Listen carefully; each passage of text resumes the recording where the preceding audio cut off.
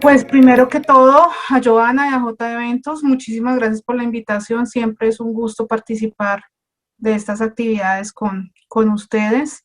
Y bueno, al igual que todo el mundo aquí en la espera ansiosa porque esta situación termine y nos podamos ver como nos gusta en persona allá en Quito. Eh, y bueno, pues yo creo que podemos ir comenzando para que nos alcance el tiempo y no robarle demasiado tiempo al doctor Lima. Después, eh, quiero primero que todo pues agradecer a todos por su asistencia y por su interés en este tema. Como decía John, pues mi nombre es Denis Ríos, yo soy especialista en patología y llevo toda mi vida laboral, que ya cumple 15 años por estas fechas, dedicada exclusivamente al laboratorio clínico, un tiempo como coordinadora médica de laboratorios de alta complejidad que incluían servicios transfusionales, y desde hace 3 años como miembro de la industria, como directora de asuntos médicos y científicos para Roche Colombia, con base en la ciudad de Bogotá. Y pues hoy quiero revisar este tema con ustedes que me parece muy bonito. Lo conocí hace relativamente poco tiempo, tan solo hace unos 3, 4 años que empecé a hablar de este tema, que es el riesgo residual de infección, y cómo se complementan las pruebas que hay disponibles para la tamización de donantes en los bancos de sangre. Hay una clara diferencia entre Ecuador y Colombia en este aspecto, y es que ustedes tienen una gran ventaja, y es que ya en Ecuador es reglamentaria la tamización de donantes por tecnología de detección de ácidos nucleicos, NAT, que como lo llamaré de ahora en adelante. En Colombia esto aún es opcional, pero pues creo que aún así vale la pena revisar este tema. Obviamente tengo que hacer primero que todo mi declaración de conflictos de interés. Yo soy funcionaria de Roche Diagnóstica para Colombia en el rol médico, al cual estoy actualmente dedicada. Eh, Nuestras presentaciones tienen como norma de cumplimiento que deban ser de contenido científico y no promocional, pero obviamente pues el acceso que tengo al desempeño específico de algunas pruebas pues siempre será a las pruebas de Roche. Y adicionalmente gran parte del contenido de esta presentación fue desarrollado por el equipo médico a nivel global de Roche, entonces pues debo dar los créditos correspondientes um, a este equipo.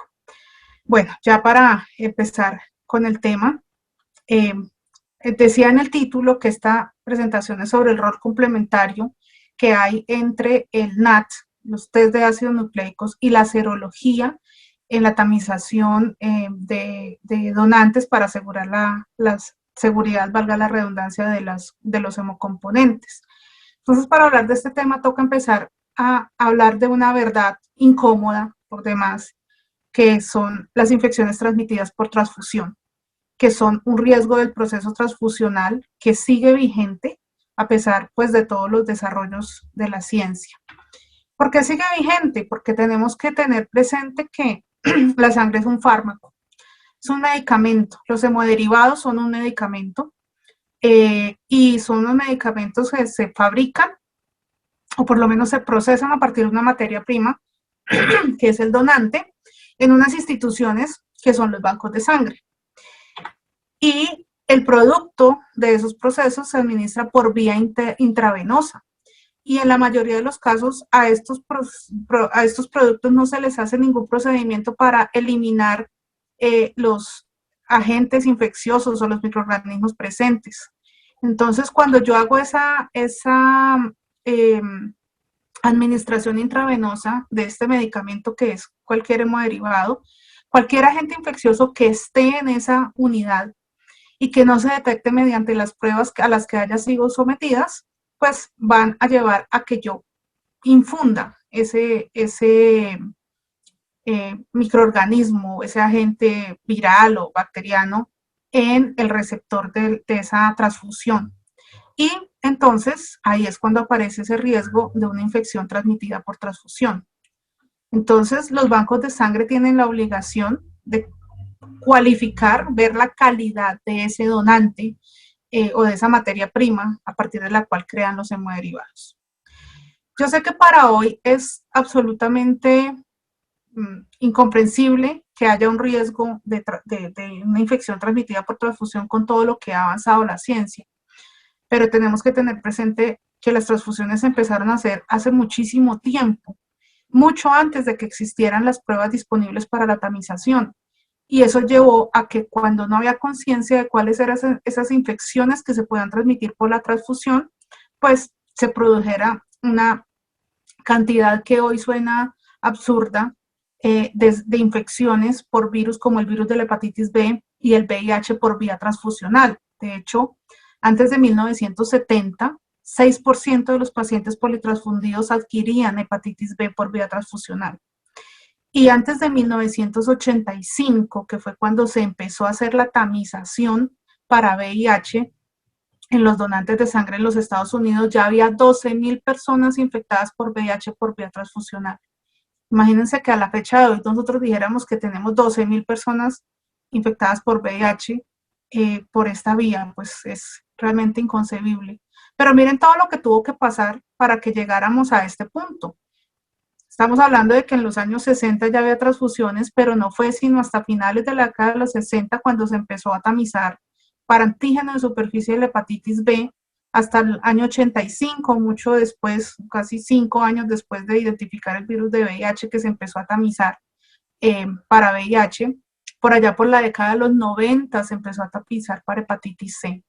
Entonces, esto es uno de los grandes logros de la ciencia, que ha llevado que hoy cuando se habla de infección transmitida por transfusión, el riesgo de esa infección ya no se hable en términos de porcentaje o de miles de personas por la cantidad que se haya transfundido, sino que realmente se habla de que el riesgo es menos de 1 en 1.000.000. Y como vamos a ver más adelante, el riesgo de infección residual, el riesgo residual de infección siempre se expresa en términos de X, un número generalmente de una cifra por cada 1.000.000 de hemocomponentes transfundidos.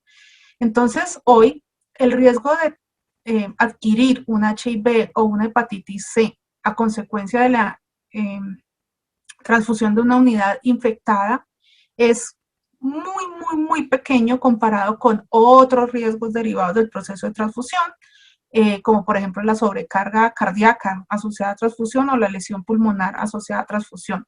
Otro tipo de reacciones adversas a la transfusión, como por ejemplo la hemólisis fatal, pues ya tienen un número más cercano, pero realmente es muy bajo el riesgo de adquirir una de estas infecciones. La hepatitis B es un poco más compleja y ya sí supera el 1 en 1.000.000, pero pues igual es un riesgo aún menor que, por ejemplo, fallecer en un accidente automovilístico, en un homicidio por arma de fuego, e incluso que le coja a uno un rayo. Es un poco más probable que adquirir una de estas infecciones por vía transfusional. ¿Cuál es el problema? Que cuando una persona requiere una transfusión, con mucha frecuencia son pacientes con comorbilidades importantes, probablemente inmunodeprimidos. Entonces, si yo cojo a un paciente que tiene un sistema inmune que está retado ya por una enfermedad de base, y le inoculo una carga viral alta con cualquiera de estos virus, que además tienen un alto potencial de producir una infección crónica, pues estoy impactando mucho al paciente y estoy produciendo una comorbilidad adicional en un paciente que ya de entrada no estaba bien de salud. Entonces, por eso es que hay que evitar al máximo estos riesgos. Para que este riesgo se presente, hay varios determinantes. Estos son: primero, que el patógeno circule en la población donde se captan los donantes. Y es que desafortunadamente los bancos de sangre tienen que captar los donantes en donde estén ubicados geográficamente. Un banco de sangre en Colombia no se puede ir por allá a Finlandia a captar sus donantes. Lo tiene que captar en Colombia, lo tiene que captar en Latinoamérica, donde hay una incidencia elevada para ciertas de estas infecciones, donde hay zonas tropicales en las que hay aumento de incidencia de otras infecciones, por ejemplo, parasitarias como la malaria, que también se pueden transmitir por transfusión. Entonces, el tipo de infecciones que circulan en la población de donde se captan los donantes, pues desafortunadamente el banco de sangre no lo puede controlar. Lo segundo es que el virus o agente que produzca la enfermedad que se va a transmitir por esa, que puede potencialmente transmitirse por esa transfusión, esté presente en la sangre periférica del donante, pero que esté presente de forma asintomática. Porque si la enfermedad causa síntomas, lo que yo espero es que la encuesta juiciosa que hacen los bancos de sangre al donante, pues noten los síntomas y lo difieran como donante para evitar la transmisión de esa enfermedad. Pero si es una enfermedad como estas, como el VIH, como las hepatitis, que pueden permanecer de forma crónica e infectante al paciente mientras aún son asintomáticos, pues pueda tener un riesgo de transmitir esa infección. La tercera es que causa una enfermedad importante en el paciente transfundido. No sabemos qué tantos virus o otro tipo de agentes realmente se transfunden en los pacientes que son transfundidos, pero causan males menores, molestias menores. Por ejemplo, un síndrome gripal. Si yo tengo que poner en una balanza el producirle un síndrome gripal a un paciente contra salvarlo de un choque hipovolémico mediante una transfusión, pues el peso va a ser mucho mayor a favor de la transfusión. Pero si la consecuencia de esa transfusión es una enfermedad crónica de alto costo, que impacta mucho la vida del paciente, como un VIH, una hepatitis crónica, pues obviamente el riesgo no va a superar el beneficio. Entonces, estas enfermedades de las que nos cuidamos durante la transfusión son enfermedades que causan morbilidad importante en el paciente transfundido. Y finalmente, que sean enfermedades o más bien agentes causales que sobrevivan al almacenamiento.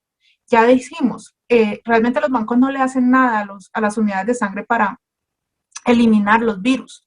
Pero si un virus, por ejemplo, no es capaz de sobrevivir a menos de 30 grados centígrados, pues como la mayoría de estos hemocomponentes se refrigeran o se mantienen a temperaturas ambientes, pero en sitios frescos, pues el agente no va a sobrevivir a ese almacenamiento y no va a producir esa infección después de la transfusión. Entonces, asociado a esto de que existen infecciones transmitidas por transfusión, pues está este concepto que es que siempre que yo transfundo una unidad, hay un riesgo residual de que yo pueda llegar a producir una infección transmitida por transfusión a consecuencia de esa unidad que estoy poniéndole a un paciente. Esto se presenta hoy debido a una sucesión de eventos desafortunados, ya que tienen que pasar varias cosas para que esto pase. Pero aún así se presenta. Y entonces, aún realizando todas las pruebas de tamización que sean del estado del arte, o sea, lo más moderno que haya para tamización de enfermedades infecciosas a los donantes, persiste una probabilidad de que se recolecte una donación de un donante que está sin síntomas, por eso no lo capté en la encuesta, que está virémico y por eso es capaz de transmitir la infección, y está infectado por un virus con potencial de transmisión transfusional que no se ha detectado por la tamización de rutina. Esa probabilidad es el riesgo residual de infección, que como lo mostraba al principio, pues hoy es menos de 1 en 1.000.000 para la mayoría de las infecciones, pero, y esto es algo que cuando uno habla de este tema con abogados es muy difícil para ellos de comprender, el riesgo existe, a pesar de todos los avances de la ciencia. ¿Por qué existe? Porque aunque los bancos de sangre están hoy comprometidos con la labor de entregar sangre segura, pues realizamos pruebas solo para un número limitado de infecciones. Esas pruebas, como vamos a ver más adelante, a pesar de que sean de última generación, tienen ciertas limitaciones para algunas etapas de la infección. Y entonces, resulta que a pesar de todas las pruebas que hay disponibles en el laboratorio, hoy la educación y la entrevista de los donantes siguen siendo fundamental en la selección. O sea, yo la mejor manera que tengo de saber que un donante tiene una baja probabilidad de tener una infección es mediante una entrevista adecuada, una entrevista como con mucha intuición, una muy buena capacidad de abordar al donante y preguntarle lo que se necesita preguntar. Preguntas muy fáciles de hacer, como por ejemplo si ha viajado o ha residido en zonas endémicas de alguna enfermedad, vacas locas, malaria, ese tipo de enfermedades que se pueden circunscribir a zonas geográficas específicas, o preguntas menos cómodas, o sea, un poco más molestas, que son aquellas orientadas a detectar comportamientos que pues orientan sobre una mayor probabilidad de que el donante se haya expuesto a estas infecciones que son potencialmente transmisibles por la transfusión. Y es que, como les decía hace un rato, eh, si a mí se me pasó un donante en la entrevista y es un donante que hace poco tiempo se expuso a una infección y la contrajo, esa donación infectada puede resultar negativa para las pruebas de tamización que se hacen de rutina en el banco de sangre. ¿Por qué puede dar un resultado negativo de un donante que realmente sí tiene la infección? Primero, porque hay un error de la prueba. Yo calibré mal mi prueba, mi control de calidad no estaba pasando, mi reactivo estaba vencido, confundí los tubos, todas las fases del proceso preanalítico, analítico y posanalítico en las que se puede cometer un error. Pero obviamente hoy los bancos de sangre tienen unos sistemas de control de calidad sumamente exigentes, es que por ley lo requieren, que hacen que sea muy poco probable que haya un error en una prueba de tamización. La otra cosa que puede pasar es que justo yo tengo un donante en un periodo de ventana diagnóstica y nos vamos a enfocar ahorita en ese concepto. Como es tan poco probable que haya un error en una prueba de tamización en un banco de sangre, pues hoy el mayor determinante de ese riesgo residual de infección es el periodo de ventana diagnóstica que voy a definir inmediatamente. ¿Cuál es el problema? Sí tenemos pruebas muy buenas, sí están orientadas a las infecciones que más nos preocupan, pero resulta que la historia natural de las enfermedades infecciosas me dice que yo tengo un individuo que se expone a una infección y que contrae una infección aguda. Y posterior a esto yo le puedo hacer una prueba en la que detecto esa infección, pero para cualquier prueba siempre va a transcurrir un periodo de tiempo entre el momento en que el individuo se infectó y el momento en que la prueba que yo estoy usando para detectar esa infección me da positiva. Ese periodo de tiempo se llama periodo de ventana y se describe en días desde la exposición a la infección hasta que la prueba, cualquiera que ésta sea, se vuelva positiva. ¿Se vuelve positiva por qué? Porque el ácido nucleico o el antígeno o los anticuerpos que busca esta prueba superan en el suero del paciente una concentración suficiente para ser detectada por estas pruebas. Pero para eso pasa un intervalo de tiempo en el cual el donante está infectado, pero la prueba es negativa. Y la sangre donada durante ese periodo de tiempo, durante ese periodo de ventana, pues va a pasar todas las pruebas de detección, va a dar negativa, pero está con potencial de infección porque el donante estaba infectado. Entonces aquí vuelve a tomar relevancia el tema de que yo tengo que ser muy estricto con el interrogatorio, porque lo único que me va a salvar a mí de un periodo de ventana es haber evitado que el donante done, porque lo detecté mediante una buena encuesta. Para los organismos que tienen o más bien, para todos estos microorganismos, durante este periodo de ventana pasan dos cosas. Una etapa inicial que se denomina periodo de eclipse, durante el cual el virus va al órgano blanco y empieza a replicarse y no está en la circulación todavía, está allá metido en el órgano blanco. Por ejemplo, para los hepatitis, pues ese órgano blanco será el hígado, que es donde primero se podría detectar el virus, pero pues yo no le estoy haciendo biopsia hepática al paciente, yo lo que le estoy tomando es suero, y pues el virus está contenido en ese tejido blanco y todavía no es detectable en la circulación, o sea, no es detectable mediante las pruebas en suero. Y luego el paciente o donante entra en una fase virémica en el cual hay una aceleración del crecimiento de la multiplicación del virus y la liberación a la sangre. Y es en este momento, cuando ya hay virus en la sangre, en el que yo en algún punto lo voy a poder detectar, pero también en el que yo tengo más riesgo de que si no detecto al donante en ese momento, pues esa sangre sí que tiene la capacidad de ser infectante para el receptor, porque es que ya hay viremia, ya hay concentración viral en la sangre. Para evitar estas infecciones, los bancos de sangre, lo he venido diciendo, tienen cada vez más recursos, tienen diferentes metodologías para hacer la tamización de los donantes. Y cada una de estas metodologías, de acuerdo a lo que detecte, pues va a tener un periodo de ventana diferente. Pero una cosa que es cierta es que al día de hoy, a abril del 2021, todas las pruebas que se usan en el banco de sangre tienen algún periodo de ventana diagnóstica.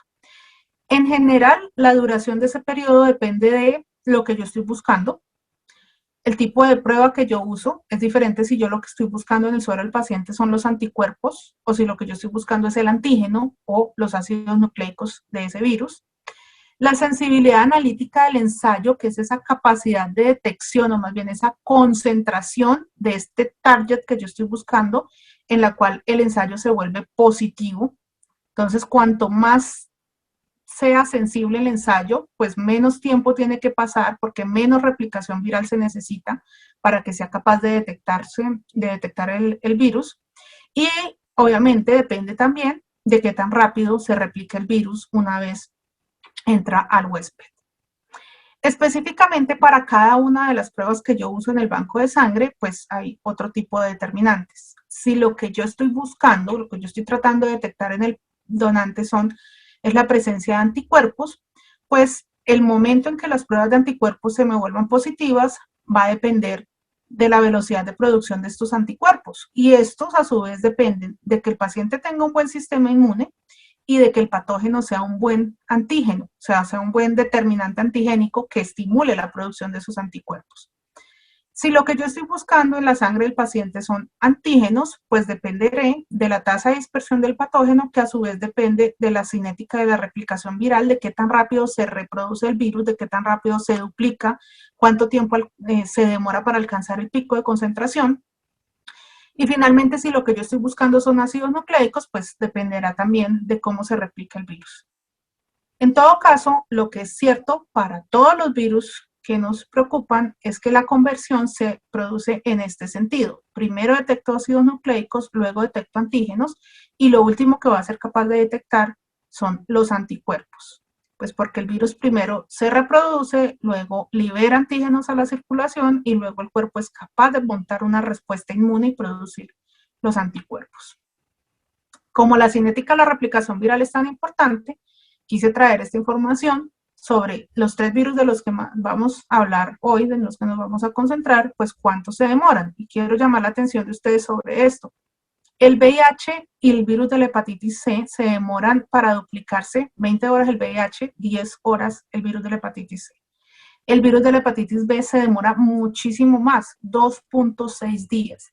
Y por eso las ventanas para este virus, vamos a ver ahorita, son más largas. Y pues tenemos que las concentraciones pico se alcanzan mucho más rápidamente en el VIH y en el virus de la hepatitis C, mientras que en la hepatitis B la concentración pico puede tardar en alcanzarse hasta 127 días. Entonces, por eso, aquí ya empezamos a ver que la hepatitis B es el niño diferente de esta terna, porque sus características de replicación viral es diferente y esto se junta con otras características que vamos a ver más adelante.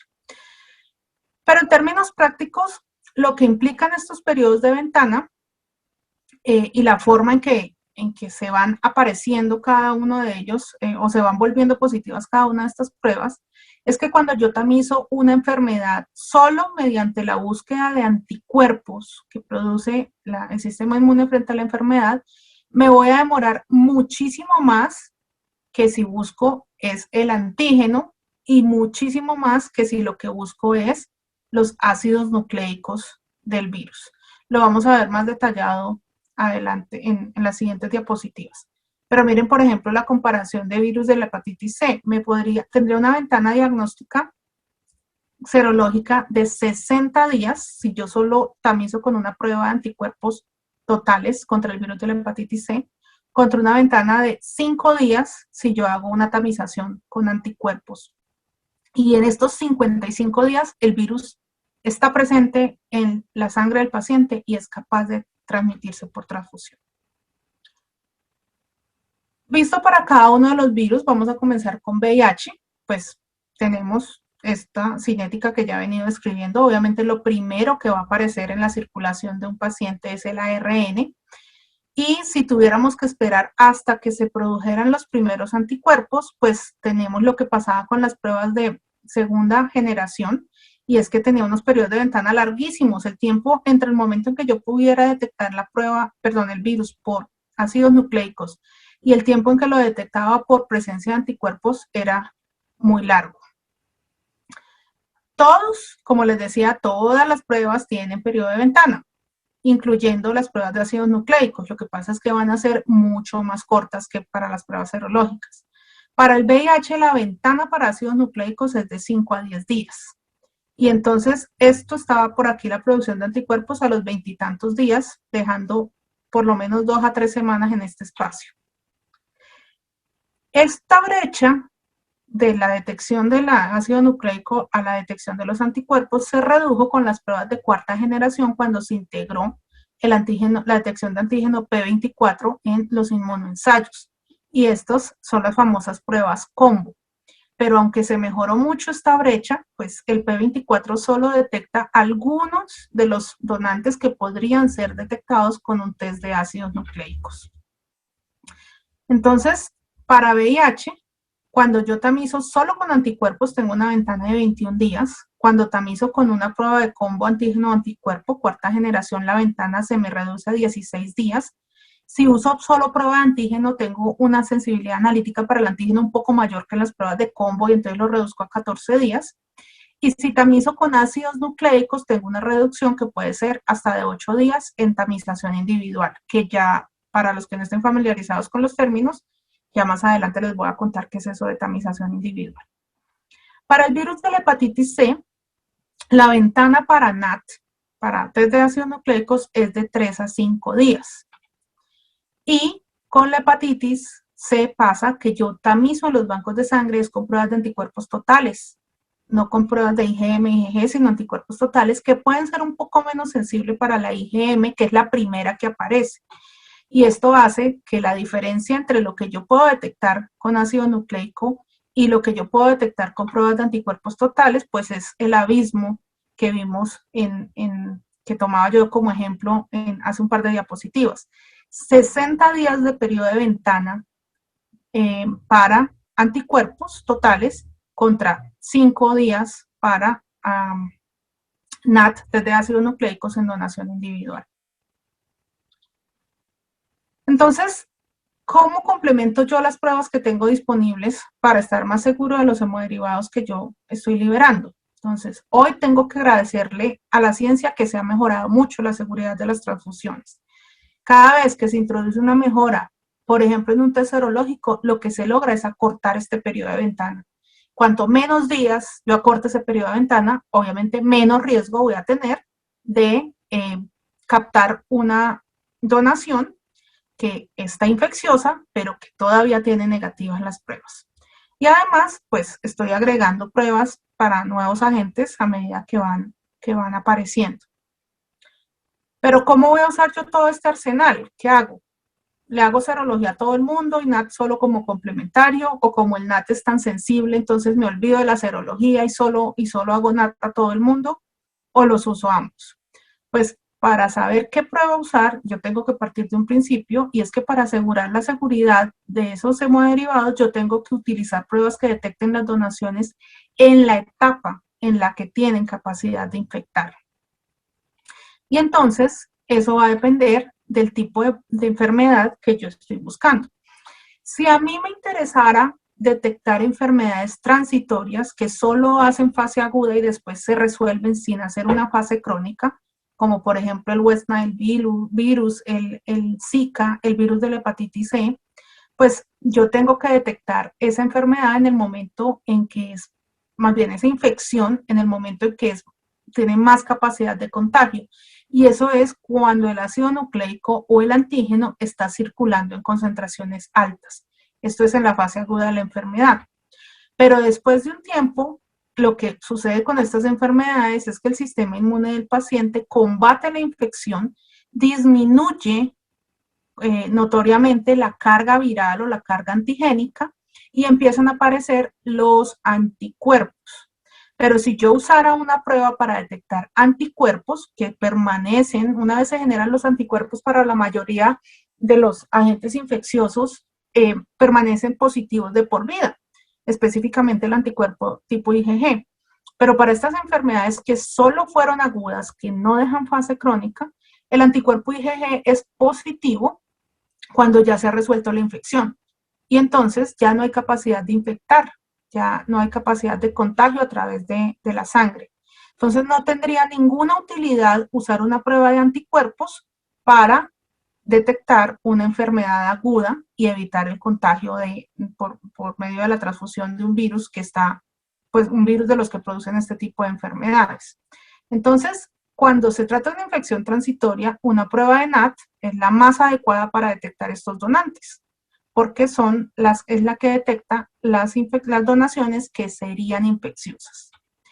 En cambio, si lo que a mí me preocupa, y este es el caso de la mayoría de las infecciones que nos preocupan en transfusión, es una infección que tiene una alta probabilidad de volverse crónica y de seguir siendo contagiosa durante la fase crónica, pues entonces, para mí, lo más importante va a ser garantizar que el paciente nunca en su pasado estuvo expuesto a la infección.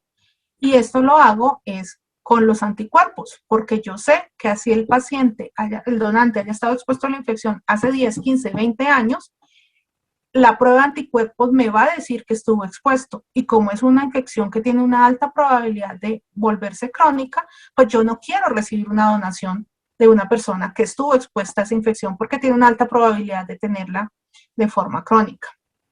Entonces, en estos pacientes, o más bien en estos donantes, pues la prueba más importante va a ser la detección de anticuerpos.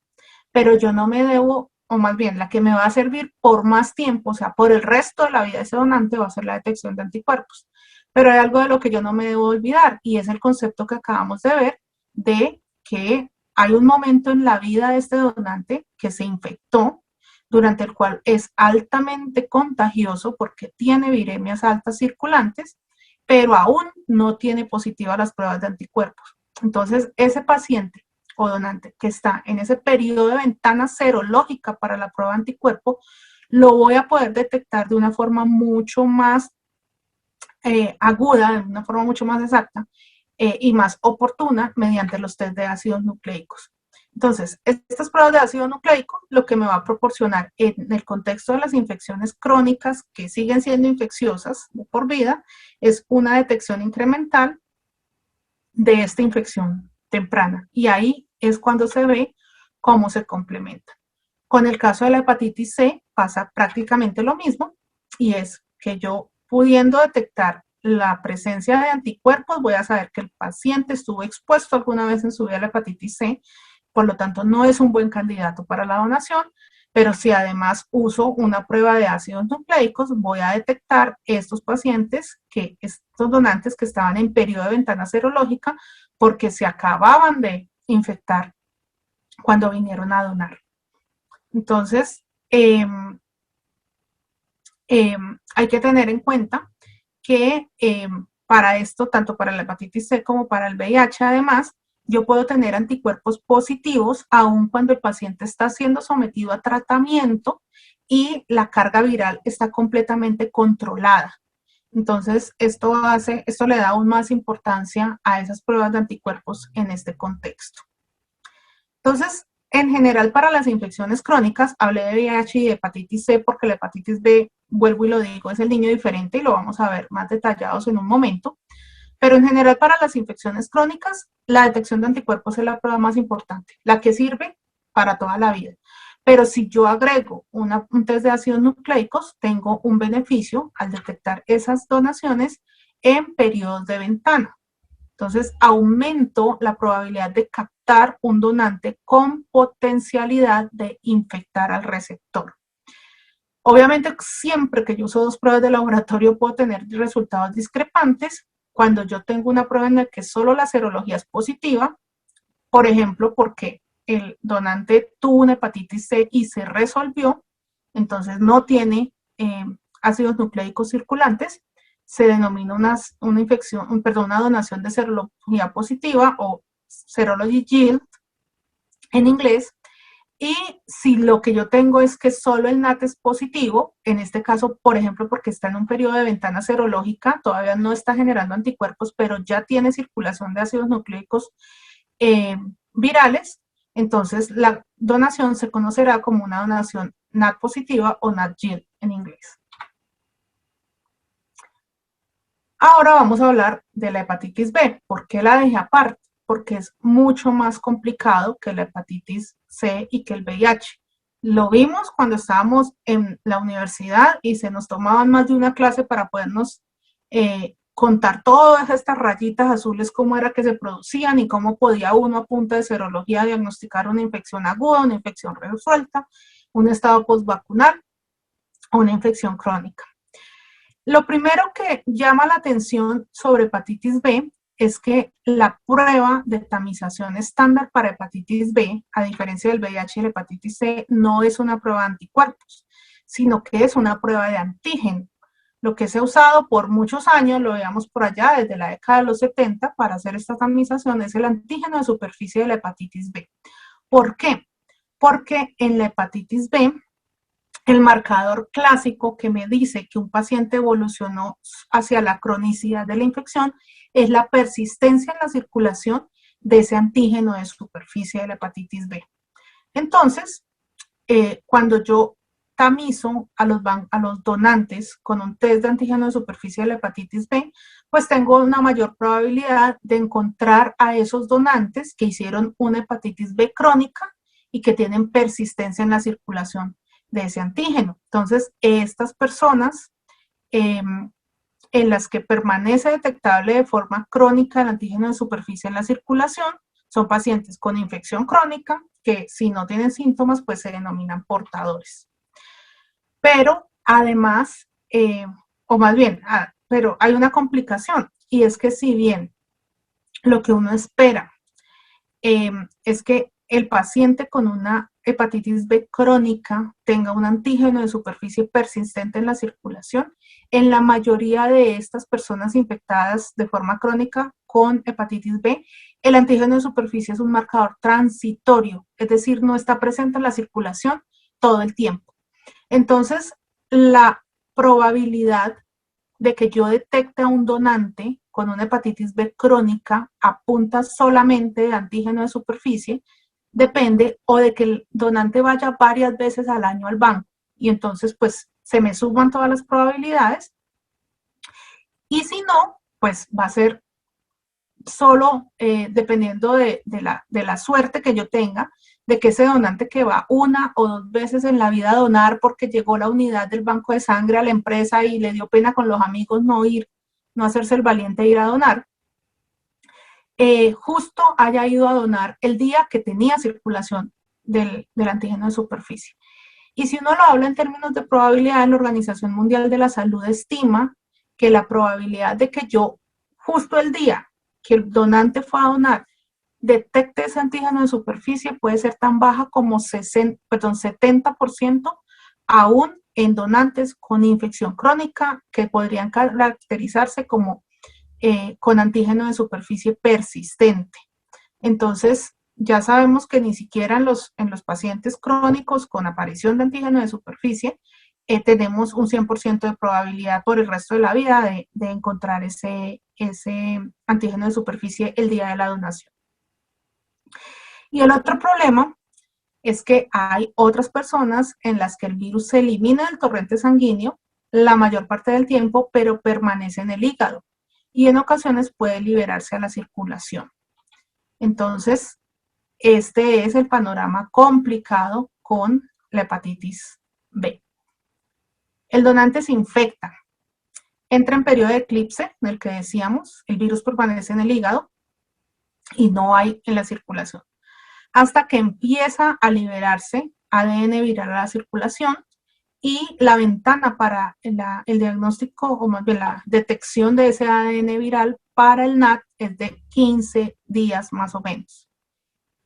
Un tiempo después empieza a ser detectable el antígeno de superficie. ¿Cuánto tiempo después? Más o menos hacia el día 33 es detectable el antígeno de superficie. El antígeno de superficie no solo aparece más tarde durante la infección aguda, sino que además desaparece antes que el ADN viral. Entonces, en la infección aguda, yo detecto más o menos por 95 días el ADN viral, mientras que el antígeno de superficie se detecta solo las 2/3 de ese tiempo. Entonces, aquí está el primer momento en el cual pues tengo una diferencia entre lo que me detecta el test de ácidos nucleicos y lo que me detecta el test de antígeno de superficie. Adicionalmente, el antígeno de superficie suele hacerse indetectable antes de que estén presentes los anticuerpos, que sean detectables. Entonces, muchos pacientes pueden entrar en lo que se denomina el segundo periodo de ventana de la hepatitis B, que es más o menos de 10 días, que es en esta transición entre que se desapareció el antígeno porque el sistema inmune controló la infección y fue capaz de producir anticuerpos que son detectables mediante las pruebas. Posteriormente, el paciente puede pasar dos cosas, que se resuelva su infección completamente, ojalá, de hecho, afortunadamente es lo que pasa en la mayoría de los pacientes, como el 80% de los pacientes resuelven la infección, pero hay un porcentaje de pacientes que no la resuelven y entonces posteriormente empiezan a presentar persistencia del antígeno de superficie en la circulación y entran en lo que se denomina una hepatitis crónica. Ya les decía, la probabilidad de detectar a estos pacientes en esta fase, si donan de vez en cuando, 1 o 2 veces en la vida, es más o menos del 70%, dice la Organización Mundial de la Salud. Pero aquí viene el otro complique, y es que hay pacientes que permanecen con la infección, liberan virus a la circulación, pero no suficiente como para ser detectados por las pruebas de antígeno de superficie, o estos virus tienen algún cambio en su configuración que hace que no los detecten las pruebas comunes para antígeno de superficie. Entonces, estos pacientes son los que cursan con lo que se denomina una hepatitis B oculta. Y la hepatitis B oculta es un problema importante en la medicina transfusional, porque estos pacientes son capaces de transmitir la hepatitis a los receptores de la transfusión, pero yo no los detecto con antígeno de superficie. Una proporción de estos pacientes son solo detectables mediante test de ácidos nucleicos, que es lo que representa aquí esta línea punteada. Suben, se detectan por test de ácidos nucleicos. Pero pues debo aclarar acá, ser muy sincera diciendo que incluso hay pacientes que son capaces de infectar, pero tienen concentraciones de ácidos nucleicos que están por debajo de la sensibilidad del NAT. Entonces, esas hepatitis B ocultas hay algunas que podrían no ser detectables ni siquiera usando test de ácidos nucleicos y tienen capacidad de infectar a los receptores. Entonces, cuando yo tengo una prueba positiva de NAT, negativa para serología, en este caso para antígeno de superficie de hepatitis B, yo puedo tener dos situaciones. O que donantes en un periodo de ventana, que sabemos que hay más o menos un mes durante el cual él puede ser positivo para DNA y negativo para antígeno de superficie en la fase aguda de la infección, o lo más frecuente en hepatitis B es que el paciente tenga una infección oculta por hepatitis B, lo que en inglés se denomina OBI. Y esta es la forma más común a nivel mundial de donaciones que son detectados como positivos por NAT y negativos por serología. ¿Qué hacen los bancos de sangre para evitar esas hepatitis B ocultas? Detectar anticuerpos anticore. El anticuerpo anticore se vuelve positivo solo después de una infección y queda positivo por el resto de la vida. Entonces, si yo tengo un paciente con antígeno de superficie positivo y core negativo, con antígeno de superficie negativo y core positivo, yo sé que el paciente tuvo una infección por hepatitis B en algún momento de su vida y por lo tanto podría ser una hepatitis B oculta o podría ser una hepatitis B resuelta, pero yo como banco de sangre no voy a tomar ese riesgo cuando yo hago los anticuerpos anticore. El problema es que en países en los que haya mucha hepatitis B, como muchos de los países de Latinoamérica, yo voy a tener que descartar muchos donantes porque son anticore positivo, pero son donantes que realmente no tienen potencial para infectar porque ellos realmente son de ese 80% que resolvieron la infección por hepatitis B. Y de hecho sabemos que solo una pequeña fracción de los donantes reactivos anticore tienen realmente una hepatitis B oculta. Entonces eso es algo que tiene que balancear las políticas de cada país sobre si es obligatorio hacer anticore y descartar o diferir a todos los donantes que den positivos, o si lo que yo voy a hacer es usar otra estrategia. Entonces, eso era pues la diferencia grande que hay con respecto a la hepatitis B. Ahora, casi para terminar, quiero dejar un concepto sobre el NAT y es el tema de la sensibilidad analítica. Y siempre en NAT ustedes van a escuchar hablar del límite de detección al 95% y del límite de detección al 50%. ¿Qué es esto? El LOD 95 es la concentración de ácidos nucleicos en unidades internacionales por mililitro, para el caso, por ejemplo, del virus de hepatitis B, es la concentración en la cual yo tengo un 50, perdón, el LOD 95 es la concentración en la cual yo tengo un 95% de probabilidad de detectar una muestra como positiva cuando tiene esa concentración. Para el caso de la hepatitis B es como de 1.3 unidades internacionales por mililitro. Obviamente, si yo tengo una muestra que tiene una concentración menor, como por ejemplo 0,5, pues no es que todas me vayan a dar negativas, pero yo solo voy a tener una probabilidad como del 80%, incluso menos, de que esa muestra me dé positiva. Y el límite de detección 50% es esa concentración en la cual el 50% o hay un 50% de probabilidades que la muestra me dé positivo. Y esto para la hepatitis B es como de 0.3 unidades internacionales por mililitro. ¿Por qué es importante tener esto en cuenta? Porque de esto dependerá la capacidad que yo tenga para detectar una muestra en estas fases iniciales de la infección. Entonces, aquí lo que vemos es este cuadro que ya lo conocíamos, con las concentraciones pico de cada uno de los virus y las concentraciones que es capaz de detectar el NAT. Este es el LOD 95 de cada una de estas pruebas, según este documento de la Organización Mundial de la Salud. Entonces, lo que quiero que ustedes vean acá es que cuando uno ve las unidades se da cuenta que la concentración pico para cualquiera de estos virus es casi 1.000.000 de veces más alta que el límite de detección de la prueba. Y esto es lo que ha permitido que se desarrollen aplicaciones en las cuales yo puedo no hacer la tamización de cada uno de los pacientes en un tubito de muestra, sino que yo haga pool, es decir, agrupaciones de pacientes de X número de muestras, generalmente ese X es un múltiplo de 4 o un múltiplo de 6, dependiendo de la plataforma en la que se use, y entonces yo solo hago una prueba para cada grupo de 6 sueros. Si esa prueba me sale positiva, entonces ahí sí divido y analizo cada uno de los 6 sueros por separado para ver cuál de los 6 es que está positivo. Y eso es lo que se denomina NAT en mini pool, que es lo que usan la mayoría de los bancos de sangre por un tema de eficiencia. Lo único que hay que tener en cuenta es que cuando yo hago un mini pool, estoy diluyendo la muestra del paciente en X número o sea, en un volumen X veces mayor, esa X será el número de muestras que estoy usando en la mezcla de plasmas, y entonces, pues ese límite de detección al 50% o al 95% lo tengo que multiplicar por esa X.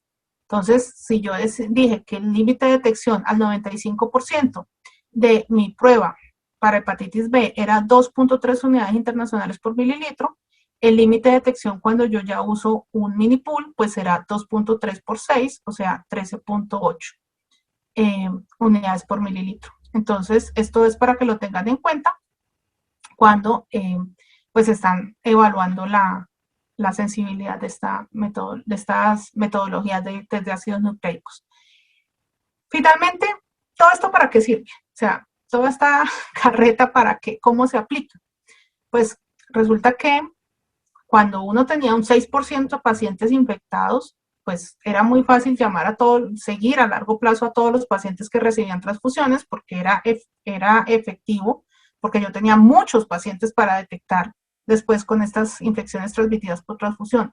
Pero hoy que tengo un riesgo tan bajito, no puedo decirle a un banco de sangre, usted haga el seguimiento de hasta dónde, o más bien, a dónde fueron a dar las unidades que usted lanzó al mercado y a qué pacientes se lo pusieron. Y llame a todos esos pacientes a ver cuál de ellos desarrolló infecciones para saber cuál es el riesgo que usted tiene de emitir una unidad potencialmente infectante. Eso sería imposible. Entonces, lo que se hace ahora es usar modelos matemáticos para saber cuál es ese riesgo residual de infección de cada banco de sangre. Uno de esos modelos es el de la Organización Mundial de la Salud, que está en este artículo que aparece allí como referencia, que es un documento además muy completo y muy ilustrativo.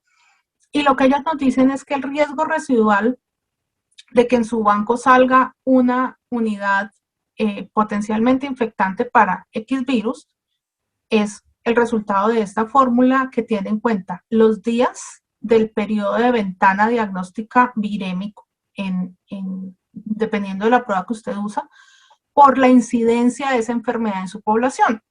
Y obviamente esos días, la Organización Mundial de la Salud se los dio en esta tabla que les mostré desde el principio, entonces usted tiene que multiplicar cada uno de estos números que aparecen acá, que como les decía, siempre serán mucho más grandes cuando usted usa pruebas de anticuerpo que cuando usted usa NAT en donación individual o incluso que cuando usa NAT en mini pools. Y pues eso, la incidencia en cambio no cambia. Usted siempre tiene la misma población, tiene la misma incidencia, lo que va a cambiar de esta fórmula son los días de periodo de ventana de acuerdo a la prueba que usted va a usar. Entonces, cuando uno aplica este tipo de modelos, esto es un banco de sangre cliente nuestro acá en Colombia, que nos dejó ver todos sus datos, datos de confirmatorias, datos de incidencia y los datos de todos sus resultados.